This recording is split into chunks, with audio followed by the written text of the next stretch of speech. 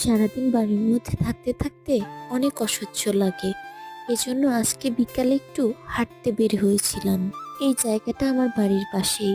ফাঁকা জমিতে চারদিকে বাউন্ডারি দিয়ে লাউ, কুমড়ো, ডাঁটা এই টাইপের অনেক শাকসবজি চাষ করা হয়েছে এখানে। তো এটা দেখতে এসে দেখি দুটো বিড়াল পাশাপাশি মারামারি করতে নিয়েছিল।